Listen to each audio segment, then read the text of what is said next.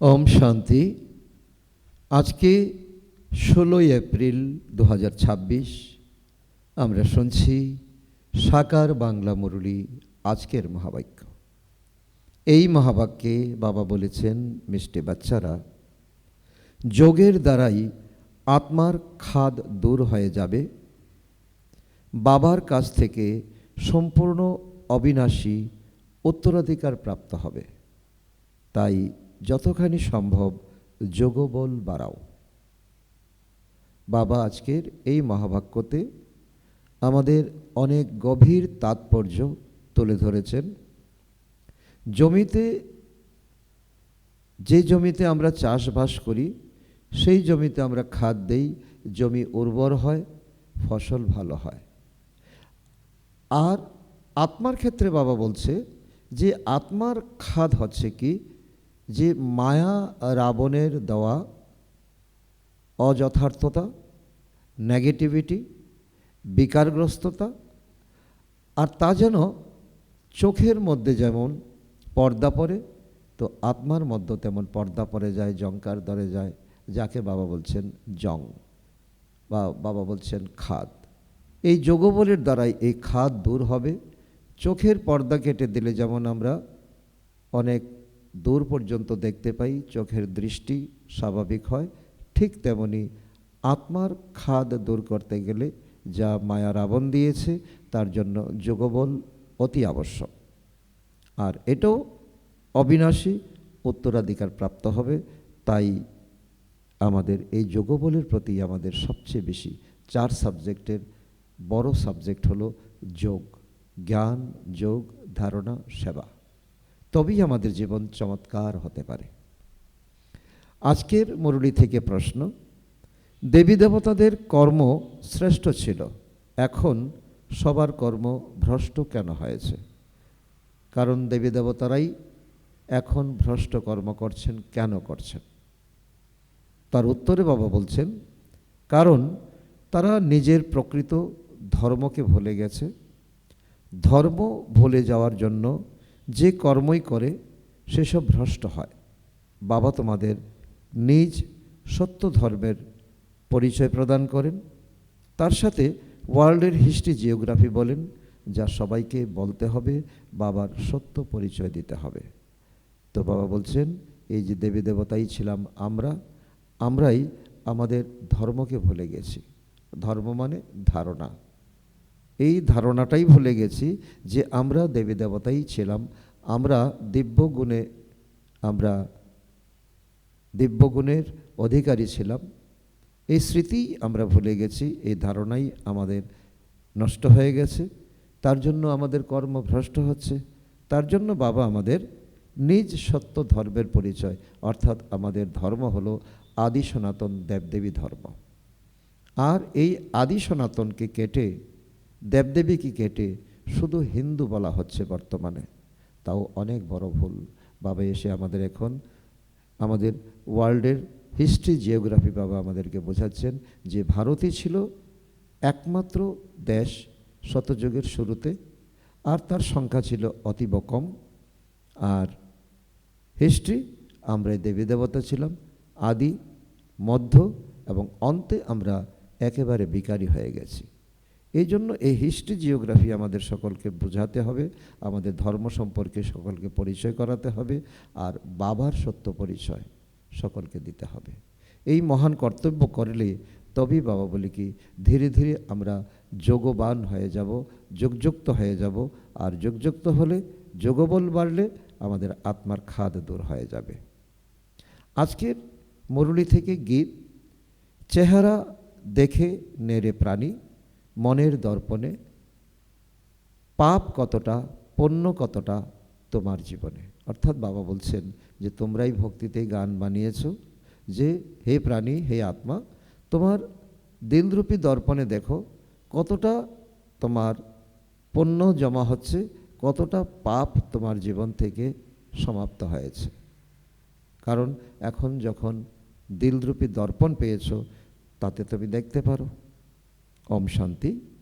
এই কথাটি কে বলল এবং কাকে? বাবা বললেন বাচ্চাদেরকে। বাবা বাচ্চাদেরকে বললেন এখন তোমাদের দিলরূপী দর্পণে দেখতে হবে। যে বাচ্চাদের পতিত থেকে পবিত্র করছেন বাবা, বাচ্চারা জেনেছে, কি জেনেছে? আমরা ভারতবাসীরা যারা দেবী দেবতা ছিলাম, তারা এখন 84 জন্মের চক্র পরিক্রমা করে শতপ্রধান স্থিতি পার করে এখন শত, রজ, তম এবং তমপ্রধান হয়েছি। কতটা স্টেজ আমরা অতিক্রম করে একেবারে নিচে নেমে এসেছি তমপ্রধান। যে আত্মা আমরা শতপ্রধান ছিলাম, তারপরে শত, তারপর রজ, তারপর তম, এখন তমপ্রধান। এখন পুনরায় পতিতকে পবিত্র করেন বাবা। তিনি বলেন, নিজেকে জিজ্ঞাসা করো, নিজেকে জিজ্ঞাসা করো আমরা কতখানি পূর্ণ আত্মা হয়েছি। কারণ এখন আমাদের এই রাজ্য শিক্ষা বাবা আমাদেরকে দিচ্ছেন, আমরা অভ্যাস করছি। এখন নিজেকে চেক করতে হবে কতটা পূর্ণ আত্মা হয়েছে। তোমরা শতপ্রধান পবিত্র আত্মা ছিলে যখন এখানে সর্বপ্রথমে তোমাদের দেবী দেবতা বলা হতো শতযুগে, যাকে আদি সনাতন দেবী দেবতা ধর্ম বলা হয়। এখন কোনো ভারতবাসী নিজেকে দেবী দেবতা ধর্মের বলে না। কেন? তারা অনেক কিছু ভুলে গেছে, স্মৃতি ভুলে গেছে, তাদের এখন ধর্ম ভুলে গেছে, সেই জন্য কর্ম তাদের ভ্রষ্ট হয়ে গেছে। তো বাবা বলছেন, হিন্দু তো কোনো ধর্ম নয়, কিন্তু পতিত হওয়ার জন্য নিজেকে দেবতা বলে পরিচয় দিতে পারে না। দেবতা শব্দটা বাদ হয়ে গেল, কারণ তারা পতিত, কখনো দাবি করতে পারে না, কখনো বলতে পারে না আমরা দেবী দেবতা ছিলাম। শতযুগে দেবতারা পবিত্র ছিল, পবিত্র প্রবৃত্তি মার্গ ছিল, সংসার ধর্ম ছিল, কিন্তু সেখানে যোগবল ছিল, সেখানে ভোগবল নয়। যথা রাজারানী তথা প্রজা সবাই পবিত্র ছিল। ভারতবাসীদের বাবা স্মরণ করাচ্ছেন, কি স্মরণ করাচ্ছেন? যে বাচ্চারা, তোমরা পবিত্র প্রবৃত্তি মার্গের আদি সনাতন দেবদেবী ধর্মের ছিলে, তাকেই স্বর্গ বলা হতো। তো বাবা আমাদেরকে এখন ম্যাচিং পার্সোনালিটি, যাতে আমাদের জীবনের অঙ্কটা যাতে মিলে যায়। কারণ সূত্র যখন বাবা আমাদেরকে দিচ্ছেন, আর সূত্রের প্রতি যদি আমাদের এখন সচেতনতা থাকে, তখন জীবনের মধ্যে কোনো সংশয় থাকে না। আর তাকেই স্বর্গ বলা হতো। কেউ মারা গেলে স্বর্গ যায়, তা সত্য নয়, ভুল সূত্র। সেখানে একটি ধর্ম ছিল। প্রথম নম্বর মহারাজা মহারানী লক্ষ্মী নারায়ণ ছিল, তাদের বংশ ছিল, এবং ভারত খুব বিত্তশালী ছিল। সে সময় সত্যযুগ ছিল। তারপরে আসে ত্রেতায়, তখনও পূজ্য দেবী দেবতা বা ক্ষত্রিয় ধর্ম বলা হতো। সত্যযুগ লক্ষ্মীনারায়ণের রাজ্য, ত্রেতা সীতারামের রাজ্য। সেই বংশ চলছে, সেই বংশ চলছে। যেমন খ্রিস্টানদের Edward the first, Edward the second, এভাবে চলে আসছে, এমন চলে। তখন এমনই ভারতে ছিল। তো 8 জোড়া লক্ষ্মীনারায়ণ ছিল, 12 জোড়া রাম সীতা ছিল। এইভাবে তাদের বংশলতিকা চলে এসেছে।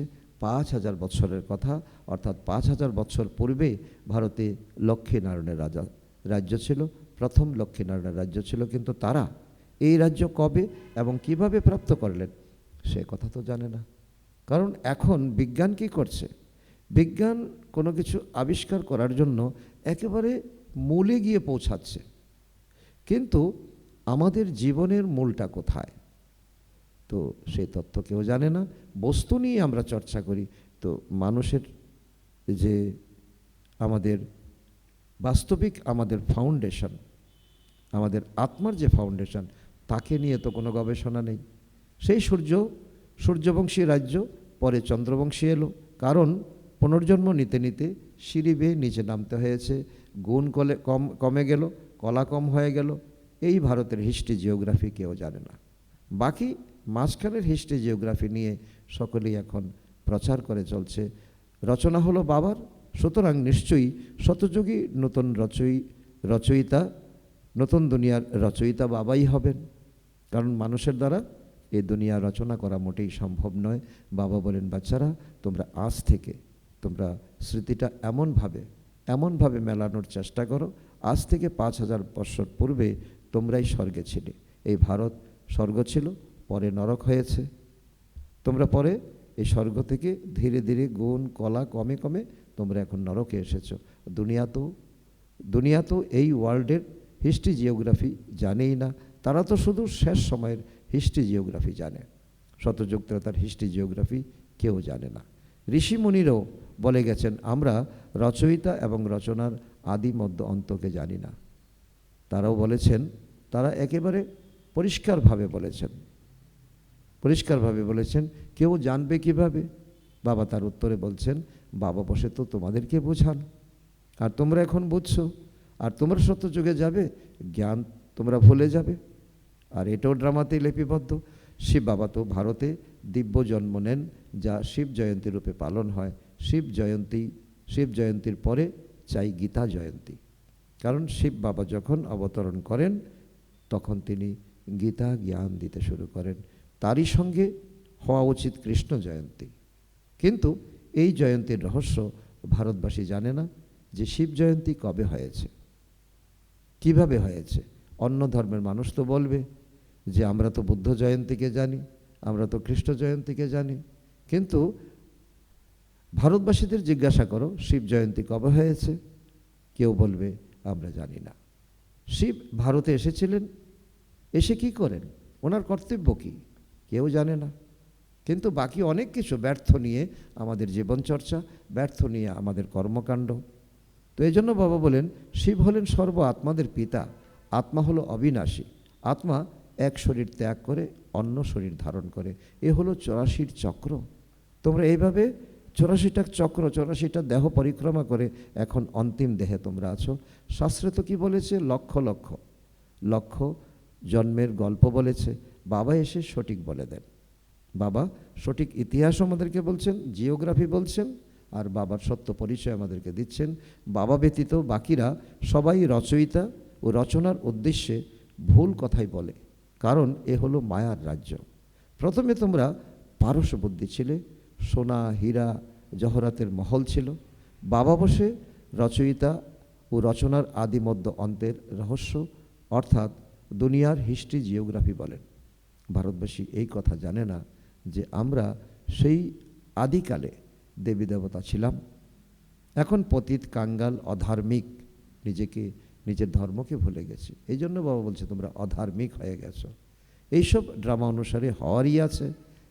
অতএব এই বিশ্বের হিস্ট্রি জিওগ্রাফি বুদ্ধিতে আসা উচিত, তাই না? কারণ এত বড় শরীরটা আমরা দেখছি, কর্ম আমরা করছি, কিন্তু ছোট্ট একটা আত্মার মধ্যে এত পার্ট ভরা আছে, তো আমাদের বুদ্ধিতে আসে না। একটু চিন্তন করলেই আমরা মুহূর্তের মধ্যে বিচার সাগর মন্থন করে নিজের জীবনের অন্তত মূলটাকে আমরা বুঝতে পারি। উঁচু থেকে উঁচু সর্ব আত্মাদের পিতা বাস করেন কোথায়? মূল বতনে, পরম ধামে। তারপর আছে মাঝখানে আছে সূক্ষ্মবতন, আর এখানে যেখানে আমরা আছি সেটা হলো স্থূলবতন। সূক্ষ্মবতনে শুধু ব্রহ্মা বিষ্ণু শঙ্কর থাকেন, তাদের অন্য কোনো হিস্ট্রি জিওগ্রাফি নেই। এটা হলো 3টি তল। God is one. বাবা বলছে যে মূলবতন, সূক্ষ্মবতন, স্থূলবতন, আর ভগবান একজন। এই ভগবান ওপর থেকে এই বিশ্ব ব্রহ্মাণ্ডকে তিনি পরিচালনা করছেন। তার রচনাও একটি, যে চক্রে আবর্তিত হয়। বাবা বলছেন তোমরাই রচনা, এই চক্র, এই প্রাণীকুল নিয়ে যে রচনা, আর তোমাদের এই চক্র আবর্তিত হয়। সত্যযুগ ত্রেতা দাপর কলে এইভাবে তোমরা ঘুরে ঘুরে আসছো। সেজন্য বাবা বলছে শতযুগ থেকে ত্রেতা, তারপরে দাপর, কলিযুগে আসতে হয়। 84 জন্মের হিসাব চাই, তাই না? যা কেউ জানে না, না কোনো শাস্ত্রে আছে। 84 জন্মের পার্ট তোমরা বাচ্চারাই প্লে করো। বাবা তো এই চক্রে আসেন না। বাচ্চারাই পবিত্র থেকে পতিত হয়ে যায়, তাই হাহাকার করে, বাবা এসে আমাদের পুনরায় পবিত্র করো। এককেই সবাই ডাকে। রাবণ রাজ্যে যারা সবাই দুঃখী হয়েছে তাদেরকে এসে উদ্ধার করো এবং রামরাজ্যে নিয়ে চলো, কারণ এখানে সুখ নেই, এখানে আছে দুঃখ। আমাদেরকে নিয়ে চলো। আধাকল্প হলো রামরাজ্য, আধাকল্প হলো রাবণ রাজ্য। ভারতবাসী যারা পবিত্র ছিল তারাই পতিত হয়, বাম মার্গে গমন করে পতিত হওয়া আরম্ভ হয়। ভক্তিমার্গ, বাবা বলছে ভক্তিমার্গ শুরু হয়। এখন বাচ্চারা তোমাদের জ্ঞান প্রদান করা হচ্ছে, যাতে আধাকল্প 21 জন্মের জন্য তোমরা সুখের বর্ষা প্রাপ্ত করো। আধাকল্প জ্ঞানের প্রলব্ধ চলে, তারপর রাবণ রাজ্য শুরু হয়, সকলের পতন শুরু হয়। এমন নয় যে কোনো একটা শ্রেণীর পতন হবে, বাকিরা ঠিক থাকবে না। যখন পতন শুরু হয় তখন অ্যাট এ টাইম সকলেই, তো বাবা তার জন্য বলছে সারা দুনিয়াটা ঘুরে চক্কর লাগাও, তুমি একজন শতপ্রধান আত্মা খুঁজে পাবে না। আর শতযুগে ঘুরে বেড়াও, সেখানে একজন পতিত আত্মা খুঁজে পাবে না। তোমরা দেবী রাজ্যে ছিলে, পরে আসরিক রাজ্যে এসেছো, একই নরক বলা হয়। নরক সম্পর্কে বাবা আমাদেরকে একেবারে ক্ল্যারিফিকেশান দিচ্ছেন। তোমরা স্বর্গে ছিলে, তারপর 84 জন্ম পার করে নরকে এসেছো, ওটা ছিল সুখধাম। এই হলো দুঃখধাম। আর দুঃখধাম 100% ইনসলভেন্ট। বাবা বলছে কি, শতযুগে ছিল সলভেন্ট, সুখ সমৃদ্ধি সব কিছু তোমাদের ছিল। 84 জন্ম পরিক্রমা করে সেই ভারতবাসী পূজনীয় থেকে পূজারী হয়েছে, তোমরাই হয়েছো। একই ওয়ার্ল্ডের হিস্ট্রি জিওগ্রাফি বলা হয়। তোমরা ভারতবাসীদের এটা হলো সম্পূর্ণ তোমাদের চক্র। অন্য ধর্মের মানুষ তো 84 জন্ম নেয় না, তারা শতযুগে থাকে না। শতযুগ ত্রেতায় শুধুমাত্র ভারতই ছিল, সূর্যবংশী, চন্দ্রবংশী, বৈশ্যবংশী, শূদ্রবংশী। এখন পুনরায় তোমরা এসে ব্রাহ্মণ বংশী হয়েছ। দেবতা বংশী হওয়ার জন্য এখন তোমরা ব্রাহ্মণ বংশী হয়েছ। এ হলো ভারতের বর্ণ। এখন তোমরা ব্রাহ্মণ হয়ে শিব বাবার কাছে অবিনাশী উত্তরাধিকার প্রাপ্ত করছো। তো বাবা তোমাদেরকে পড়াচ্ছেন 5000 বৎসর পূর্বের মতো। কল্প কল্প তোমাদের পবিত্র হয়ে পুনরায় তোমাদেরকে পতিত হতে হয়। সুখধামে গিয়ে আবার তোমরা দুঃখধামে আসো। এমন নয় সুখধামে গেলে সেখানে গিয়ে তোমরা স্থায়ীভাবে থাকবে না। ধীরে ধীরে দিনে দিনে দিনে দিনে তোমাদের কলা গুণ কমতে থাকে, তারপর শান্তিধামে যেতে হবে, যাকে নিরাকারী দুনিয়া বলা হয়। আত্মা কি, পরমাত্মা কি, এই কথা তো কোনো মানুষ জানে না। এই কথা কাউকে বোঝানো হয় না, কোনো গুরু গোসাইয়ের কাছে তার সদুত্তর নেই। আত্মা হলো একটি স্টার বিন্দু স্বরূপ। বলা হয় ভ্রুকুটির মাঝখানে জলজল করে এক নক্ষত্র, সূক্ষ্ম বিন্দু স্বরূপ, যাকে দিব্য দৃষ্টি ছাড়া দেখা যায় না। বাস্তবে স্টারও বলা হবে না, স্টার তো অনেক বড় হয়, শুধু দূরত্ব অনেক বেশি, তাই ছোট সাইজে দেখতে পাওয়া যায়। তো একটি দৃষ্টান্তমূলক এরকম বলা হয় যে আকাশের তারার মতো।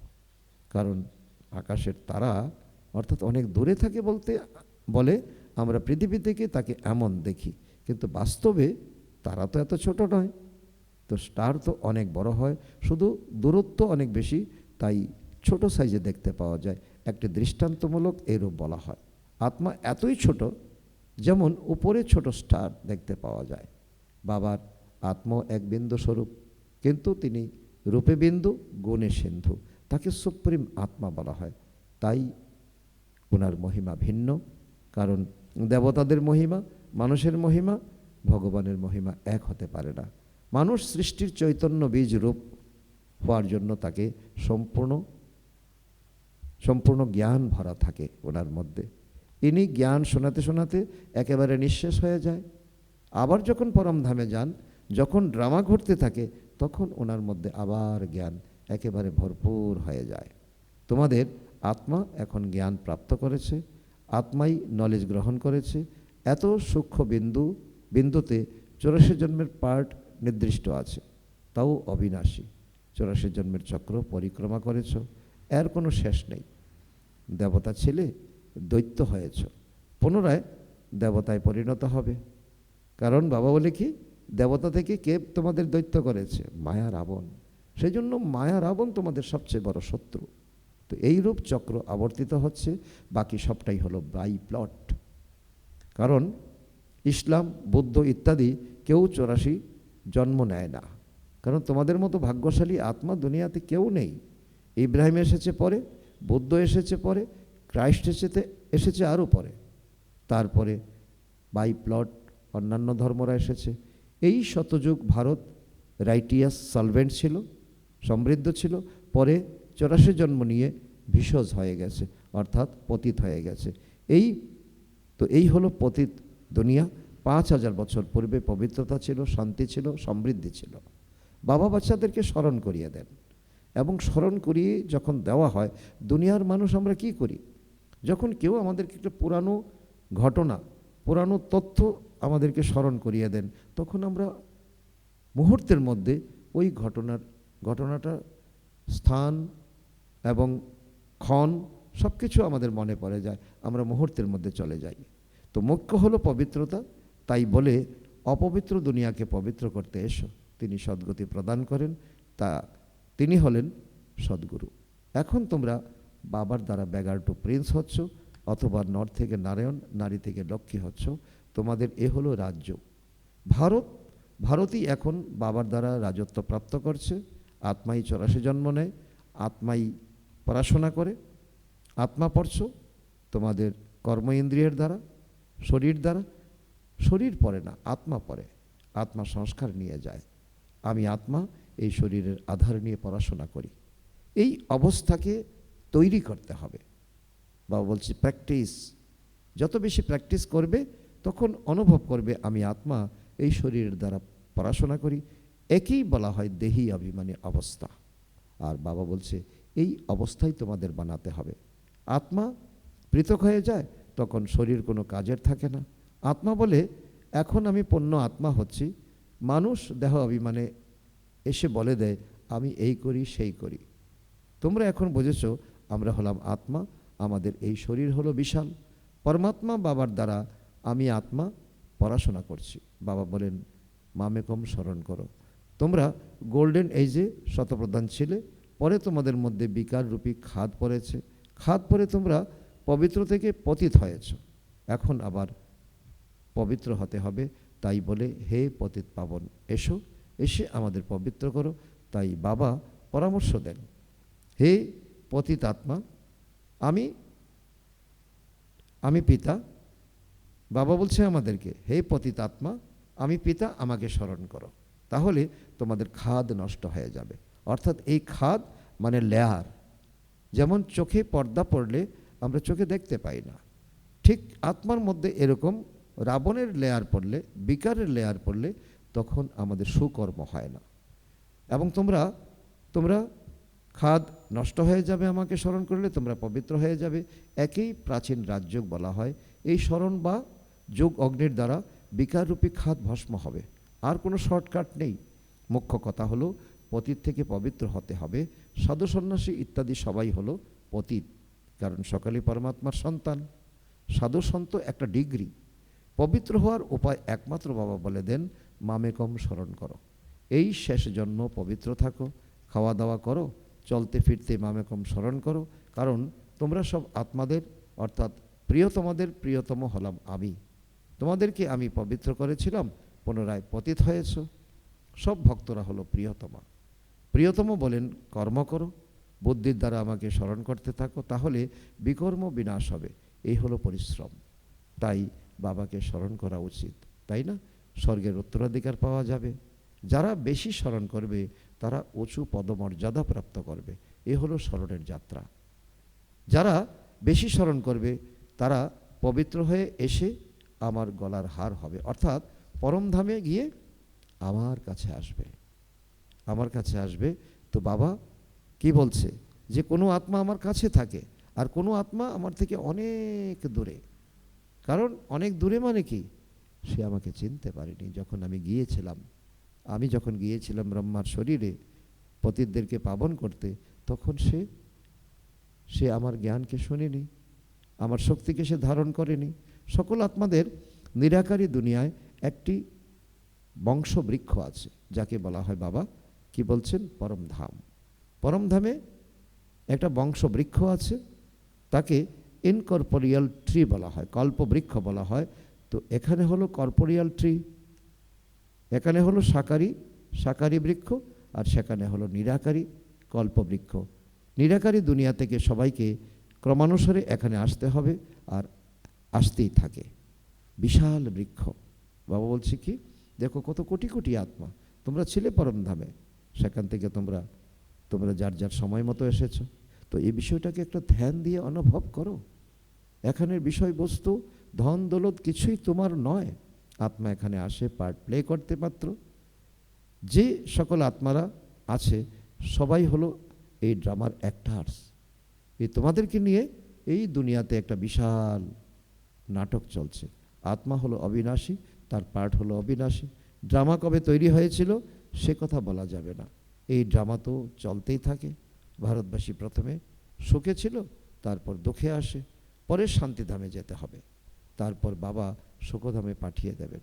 তার জন্য যে যতখানি পুরুষার্থ করে উঁচু পদমর্যাদা প্রাপ্ত করবে, বাবা রাজধানী স্থাপন করেন, সেখানে পুরুষার্থ অনুসারে রাজ্যপদ প্রাপ্ত হবে।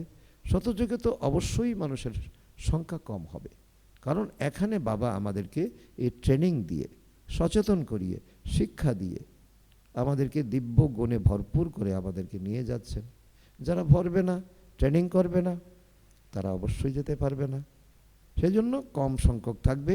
আদি সনাতন দেবী দেবতা ধর্মের বৃক্ষটি ছোট, বাকি সব বিনাশী হয়ে যাবে। এই আদি সনাতন দেবী দেবতা ধর্ম স্থাপন হচ্ছে, অর্থাৎ স্বর্গের গেট খুলছে। 5000 বছর পূর্বেও এই যুদ্ধের পরে স্বর্গের স্থাপনা হয়েছিল, অনেক ধর্ম বিনাশ হয়েছিল। এই যুদ্ধকে বলা হয় কল্যাণকারী যুদ্ধ। এখন নরকের গেট খুলছে, পরে স্বর্গের গেট খুলবে। স্বর্গের দ্বার বাবা খোলেন, নরকের দ্বার খোলে রাবণ। বাবা অবিনাশী উত্তরাধিকার প্রদান করেন, রাবণ অভিশাপ দেয়। তো এসব কথা দুনিয়া জানে না। তো বাচ্চারা, তোমাদের আমি এই জন্য বোঝাই, স্মৃতি দেই, তোমাদেরকে আমি শিক্ষা দেই। শিক্ষামন্ত্রীও অসীম জগতের জ্ঞান অর্জন করতে চান। সেই জ্ঞান তো তোমরা দিতে পারো, কিন্তু তোমরা হলে গুপ্ত, তোমাদের কেউ চেনে না। তোমরা যোগবলের দ্বারা নিজের রাজত্ব প্রাপ্ত করছো।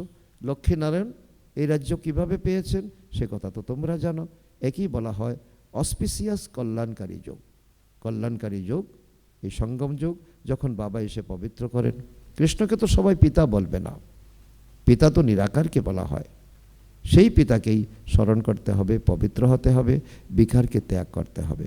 ভারত ভাইসলেস শোকদাম ছিল, এখন ভিসিয়াস দুঃখদাম হয়েছে।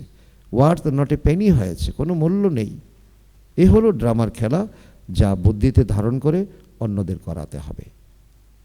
বাবা বলছি কি, জীবনের কথা, জীবনের কাহিনী তো বুঝলে সহজ, না বুঝলে অনেক কঠিন থেকে কঠিন হবে।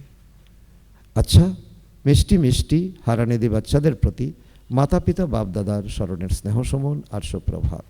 আত্মাদের পিতা তার আত্মারূপী বাচ্চাদের জানাচ্ছেন নমস্কার। আমরা আত্মারূপী সন্তানরা আমাদের মাতা পিতা বাপদাদাকে জানাই স্মরণের স্নেহ সমন, সুপ্রভাত ও নমস্কার। ধন্যবাদ বাবা, ধন্যবাদ। আজকের মুরলী থেকে ধারণার জন্য মুখ্য সার, স্মরণের দ্বারা পবিত্র হয়ে বাবার গলার মালা হতে হবে। কর্ম করাকালীন বাবার স্মরণে থেকে বিকর্মজিৎ হতে হবে। নাম্বার 2, পূর্ণ আত্মা হওয়ার সম্পূর্ণ পুরুষার্থ করতে হবে। দেহ অভিমান ত্যাগ করে দেহি অভিমানী হতে হবে। আজকের বরদান, নিজের বুদ্ধিরূপী নেত্রকে ক্লিয়ার এবং কেয়ারফুল রেখে মাস্টার নলেজফুল পাওয়ারফুল ভব। জ্যোতিষী যেমন নিজের জ্যোতিষের নলেজ দ্বারা, গ্রহের নলেজ দ্বারা আগাম বিপদকে জানতে পারে, তেমনি তোমরা বাচ্চারা ইন অ্যাডভান্স মায়ার দ্বারা আগামী পেপারকে চিনে পাস উইথ অনার হওয়ার জন্য নিজের বুদ্ধিরূপী নেত্রকে ক্লিয়ার বানাও আর কেয়ারফুল থাকো। দিনে দিনে স্মরণের বা সাইলেন্সের শক্তিকে বৃদ্ধি করো, তাহলে পূর্ব থেকে জানতে পারবে যে আজ কিছু ঘটতে পারে। মাস্টার নলেজফুল পাওয়ারফুল হও, তাহলে কখনোই হেরে যাবে না। আজকের স্লোগান, পবিত্রতাই হলো নবীনতা, আর এটাই হলো জ্ঞানের ফাউন্ডেশন। আজকের অব্যক্ত ইশারা, মহান হওয়ার জন্য মধুরতা আর নম্রতার গুণ ধারণ করো। বাচ্চারা, তোমাদের চলনে যেন মধুরতা আর মনে যেন অসীম জগতের বৈরাগ্য বৃত্তি থাকে। এই 2 স্মৃতি থাকলে পাস উইথ অনার হয়ে যাবে। মধুরতা আর নম্রতা, এই 2 বিশেষ ধারণার দ্বারা সদা বিশ্ব কল্যাণকারী মহাদানী বরদানী হয়ে যাবে আর সহজেই স্নেহের প্রমাণ দিতে পারবে। আচ্ছা, ওম শান্তি।